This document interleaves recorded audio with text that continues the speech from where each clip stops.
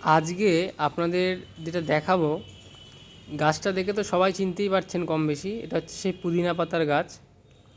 বিভিন্ন রকমের শরবত তৈরি করতে পুদিনা পাতা ব্যবহার করা এবং অনেক রান্নাতে ইউজ করা হয়। তো এই পুদিনা পাতা খুব সহজেই ছাদে করা সম্ভব। এখন গরমের সময় এর খুব ভালো গ্রোথ হয়। বিশেষ করে গরমকালে এর পাতাগুলো খুব বড় বড় হয় এবং খুব সুন্দর আপনারা তৈরি করতে পারবেন গাছগুলো একটা জিনিস অবলম্বন করলে।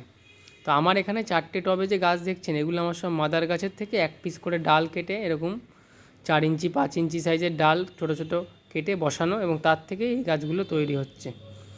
তো এই গাছে যেহেতু আমরা শুধু পাতাই নেব, এই গাছ থেকে তো আমরা কোনো ফল বা ফুল নেব না, শুধু পাতার জন্যই আমরা এই গাছটাকে তৈরি করব।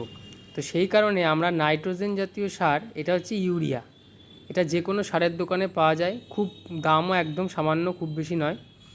এটা প্রত্যেকটা এরকম ছোট ছোট গাছে মোটামুটি 8-10টা করে দানা আপনারা দিয়ে দিতে পারেন।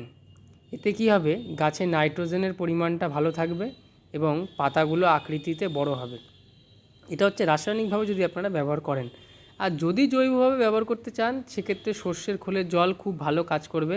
তার সাথে একটু বাদাম খোল মিশিয়ে, মানে 50% সর্ষের খোল আর 50% বাদাম খোল, এই দুটো মিশিয়ে যদি আপনারা 5 থেকে 7 দিন জলটাকে ভালো করে পচিয়ে সেই জলটা গাছে ব্যবহার করতে পারেন, তাহলে কিন্তু আরও ভালো রেজাল্ট পাবেন। তো এই ইউরিয়াটা আপনারা দিতে পারেন। আমি এটা দিলাম, আমার কদিন আগে আমি গাছগুলোতে দিয়েছিলাম, তা এই গাছটাতেই মূলত দিয়েছিলাম। দেওয়ার পরে দেখছি পাতাগুলো বেশ বড় হচ্ছে এবং গাছটার গ্রোথ খুব ভালো হচ্ছে। সেই কারণে আপনাদের আরও একবার দিয়ে আমি দেখালাম। তবে হ্যাঁ, বেশি কিন্তু দেওয়া যাবে না, বেশি দিলে গাছটা পুরো জ্বলে যাবে, যেহেতু তখন গরমের সময় তো। খুব সামান্য ওই 8টা 10টা দানা কি 6টা দানা এরকম দিলেই যথেষ্ট। সকলে ভালো থাকবেন।